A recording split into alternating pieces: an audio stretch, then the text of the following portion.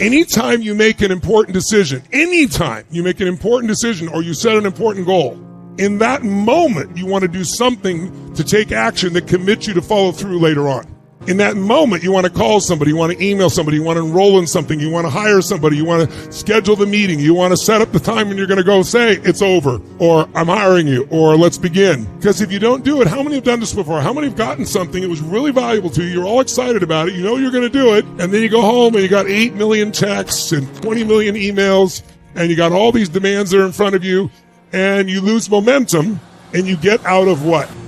Out of state, and then you never do it. Who's done this before? Right? So it's critical. Like I've trained my kids, myself. It's like if there's an opportunity, if there's something I know it's valuable, even though I feel I can do it, grab it by the hair right now. Do something with it right now to push yourself forward. Now, I want to just remind you one other quick little formula. So now you understand, if I'm not happy, why am I not happy? Tell me. My life conditions, what? Don't match my blueprint or my expectations. If I'm really happy, why? Matches. And if I'm over the moon, what happens?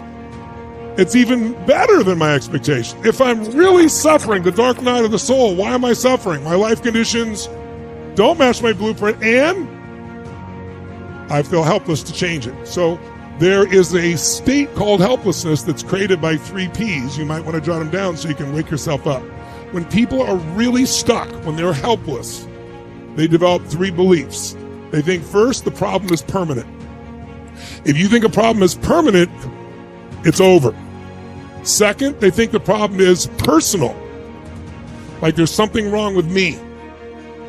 That's why this problem is here. And if there's something wrong with you, what the hell are you going to do? You're you. And thirdly, it's pervasive. Meaning because my financial world is upside down, my whole life is upside down. And that's not true. You're allowing yourself to do that in your mind, but it's not true. You have a lot of other aspects of life. Your body, your emotions, your relationships, your friendships, your family, your spiritual life. So it's pervasive. When you start thinking the problem is permanent, personal, and pervasive, you will be completely stuck. You will feel helpless. So how do we deal with this? Well, the first thing is to realize no problem is permanent. Only your soul is permanent. And not even your body is permanent, so a problem's not permanent.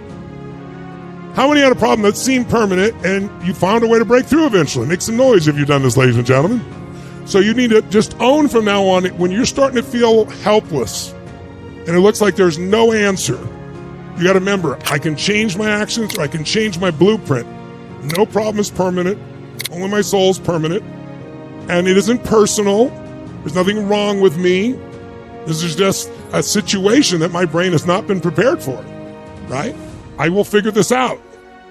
And pervasive, and the way you know it's good is there's some aspect of your life that still is great or beautiful or you could appreciate. So when you have that, you can free yourself from the prison that most people sometimes will live in for the rest of their life, because as long as you hold that belief, you're in learned helplessness. How many have seen somebody who's in learned helplessness, who you try to help them no matter what you do, they don't believe the answer, they won't happen. That's what's going on when it happens. What do they need? Let me remind you they need what I call 5 to thrive. 5 to thrive. You know the triad, you've been to the UPW, right? So the quality of our life is the state we live in, right? How many buy that? Say I. You got a great relationship, you make tons of money in your state. It doesn't matter how great your relationship is. It doesn't matter how much money you have. It doesn't matter at all. It's the state you live in. But the state we live in, we know, is controlled by these 3 factors. The foundation, the base, is physiology. That's why, like, for example, laughter and training yourself to do it over and over again is invaluable. If you do it enough, it starts to happen more easily. You literally become wired to laugh. And you find yourself giggling or laughing at shit that used to make you crazy. If you know the 5 elements, which I know many of you don't, but there is a sequence of evolution in human beings. If you're a wood, for those who understand what I'm talking about in shorthand, you're driven to break through and use very much anger. But your destiny is the next piece, which is fire, where you burn enjoyment and happiness and joy. If you're in fire, you become earth. But each of these steps are affected by the way you use your physiology. How fast can you change when you change your state with your physiology? How fast?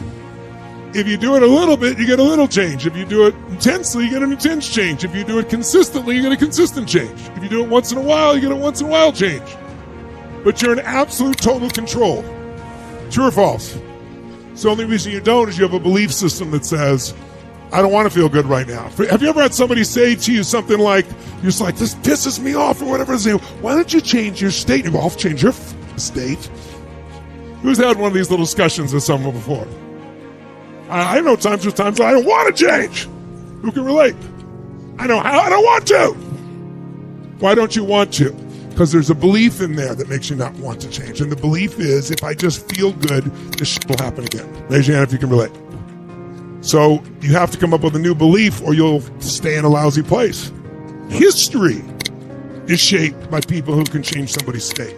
History is made in moments of decision, and moments of decision are controlled by the state you're in. There are yes states and there are no states. And if you don't know how to change those states in yourself, much less in other people, you can't lead. But if you can lead yourself, most importantly, and you can lead others.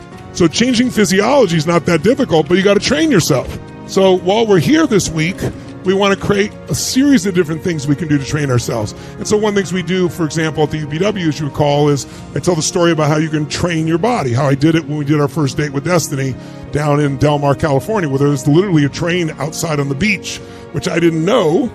So I thought this is a great place. We'll do Date with Destiny. People can go out on the sand. They can design their goals and their life and then come back. But really what happened is this train was so close that 7-8 times a day, you'd hear this train whistle that was piercing to the ears. And then the building would shake from the train going by. And people would be pissed off because they'd be in the middle of like sharing something really important, or it was a goal they wanted to share. It didn't matter, good or bad. The constant interruption made people crazy. And so that's why I finally said to him, I said, guys, I just realized something. I said, I can schedule when you're going to be pissed off at 9 a.m., at 11:15, at 1:45. All I need is the train schedule. I said, but how many of you have something in your life that is a stimulus trigger, we would say today? It's just a stimulus that you use, not makes you feel, that you use to piss yourself off, or you use to get frustrated. How many have somebody in your life like that? No one will raise their hand. I said, well, then why don't we train ourselves to feel differently? And so here's what we're going to do. Every time we hear this train, we're going to jump up like little kids. I don't give a shit if you're in the middle of writing things. I don't care if you got 4 books. Drop the books and instantly jump and celebrate like a little kid. Not like, oh, shit, it's the train. We're going to celebrate again. Fuck you. Not that. That doesn't work. You got to actually go for it full tilt. And I got everybody to do it. After about 4 or 5 times, people started to look forward to it. And then after a while, it became a real celebration. And then all of a sudden, there were 8 celebrations a day instead of people being pissed off.